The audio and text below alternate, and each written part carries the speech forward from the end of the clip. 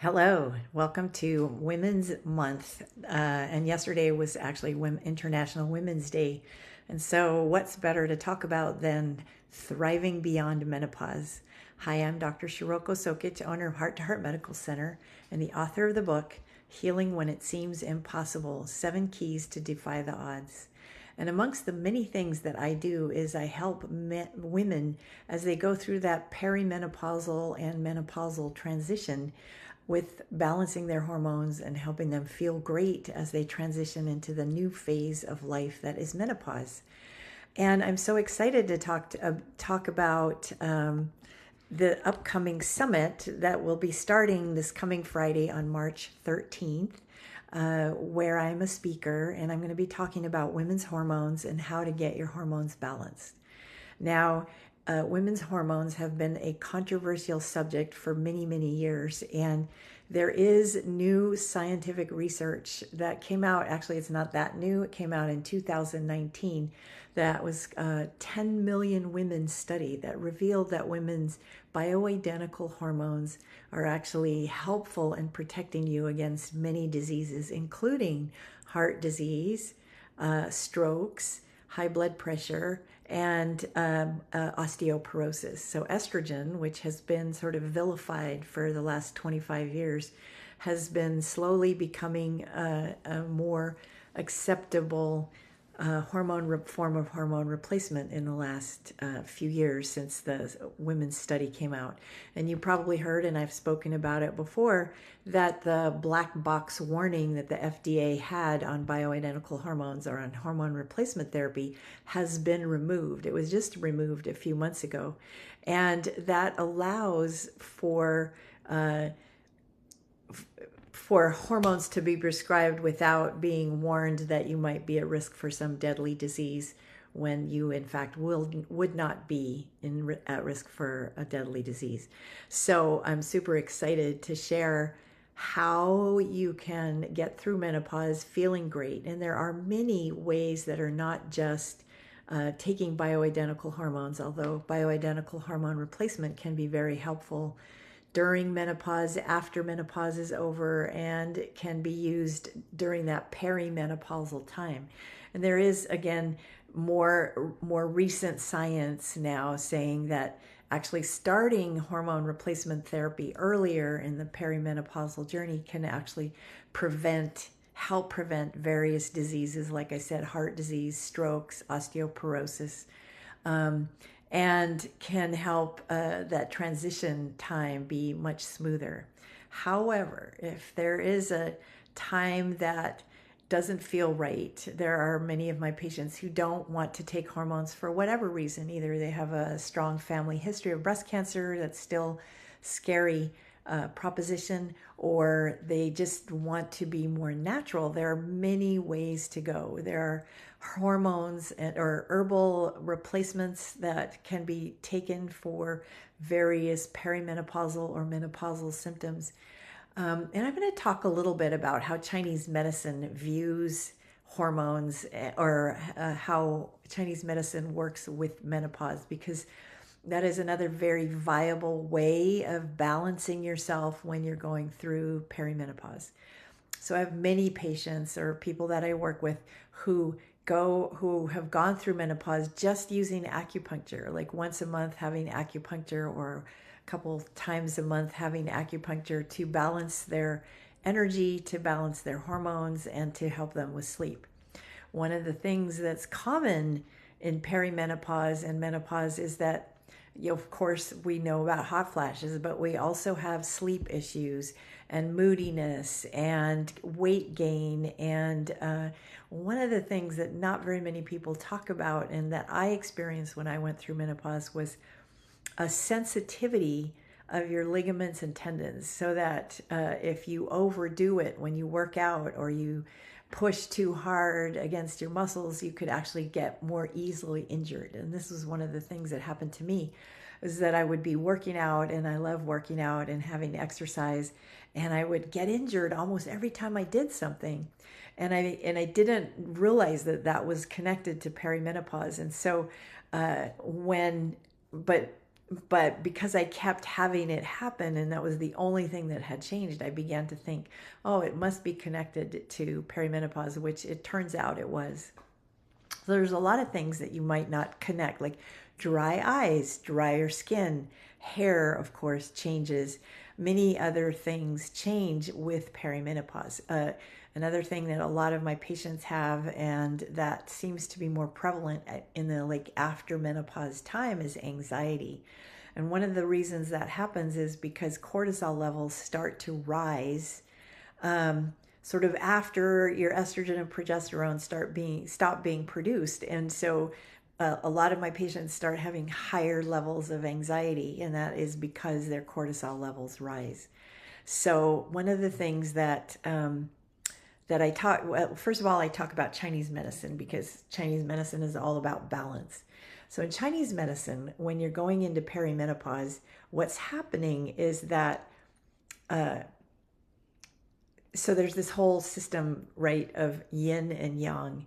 And yang is the daytime, night, daytime, bright, masculine, sun, hot energy. And yin is cool, moist, feminine, nighttime energy.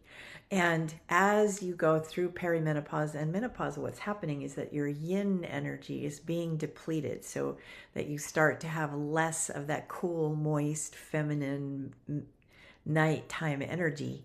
And because of that, relatively speaking, so even though the yang energy may be just normal, what's happening is the yin energy is declining.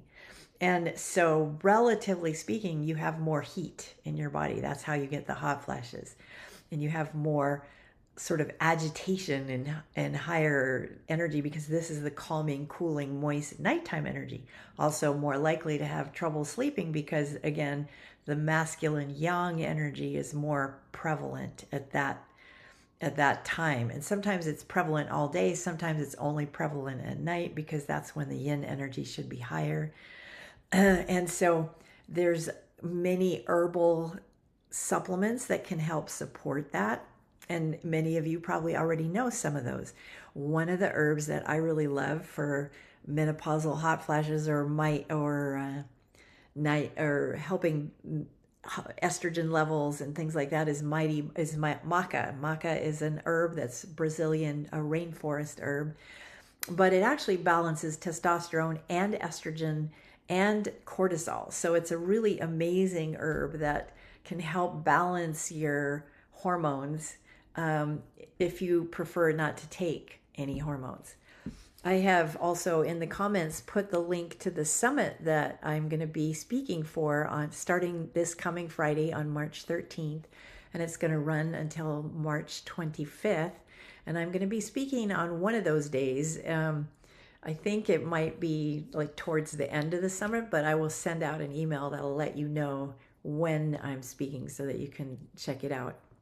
Another herb that is really wonderful for balancing, especially as you're in that menopausal phase and having more anxiety, is holy basil.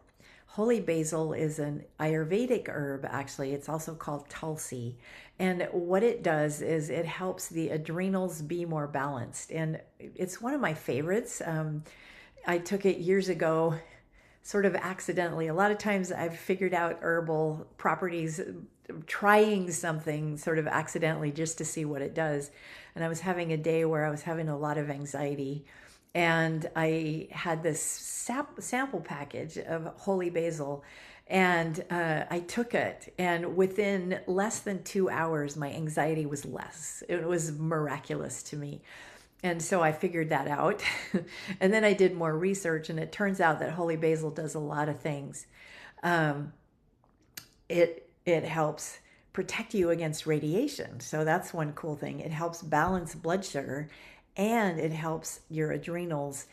And it helps your adrenals like almost like it's psychic, because if you're super anxious, it'll help calm the anxiety. But if you're feeling tired and run down, it'll help balance that. A lot of people talk more about ashwagandha as an herb that helps balance anxiety and stress and helps your adrenals deal with stress. And ashwagandha is also a really wonderful herb. But I actually prefer holy basil because it has more of that anxiety reducing support that it can give. And there are many other herbs that help calm your body and help with hormonal hot flashes. There are Chinese herbal formulas. The Chinese herbal formulas are often many different herbs because in Chinese medicine, just taking one single herb isn't really, it's about finding that perfect concert of support. And so there are herbs that help with hot flashes, there are herbs that help with sleep. Um, they're different because each organ has different functions, and so there are different herbal formulas that do these things. So if you ever want to talk to me about it, please feel free to reach out to me because that's very individual, like which herbal Chinese formula would help you be more balanced. But there are things you can also do with food. So, for example, at night, if you want to sleep well, actually eating a really high, heavy protein meal might not be ideal. And there is actually a study that just came out that said, it's actually, and I've talked about especially my female patients about this for a long time, is that if you're going to do intermittent fasting, you should actually do your intermittent fasting in the evening. So a lot of people do their intermittent fasting and don't eat until noon, and then they eat between noon and 7 p.m. And I think it's actually better to eat a high protein breakfast within 1 hour of getting up in the morning because that helps lower your cortisol levels. So a high protein breakfast within 1 hour of getting up in the morning will help lower your cortisol levels. And for those of you experiencing anxiety or stress, that's very, very helpful. Also, it helps kind of balance the daytime energy that you need in order to function well.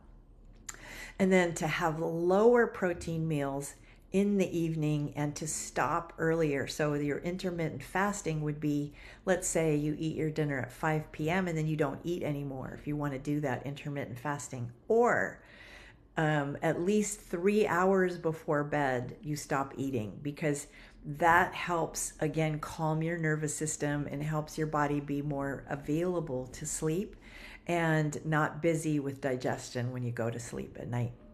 So those things are all things that could be helpful. And again, don't forget to check out the women's Blooming Beyond Menopause Summit that is coming up this coming in 5 days, and pay attention to my talk. It is at no cost to you, so if you click on the link in my comments here, you'll be able to sign up for it, and I hope you have a wonderful day, and thank you. And always, if you have questions, please just reach out to me. You can put them in the comments here, or you can send me an email directly. I'm available to help. Okay, have a wonderful day. Thank you.